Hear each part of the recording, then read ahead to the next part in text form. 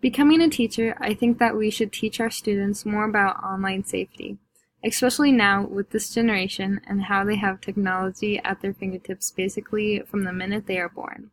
My cousin got his first iPad last week and he's only 6 years old. So I think teaching our students the rights and wrongs of online safety is essential, especially at an early age. Some of the main tips we should go over would be to never put your personal information online. And if you do, ask a parent before. Internet security is a big issue, so make up a great password and stick with it. Also, never respond to hurtful or mean messages, and never meet up with someone that you met online.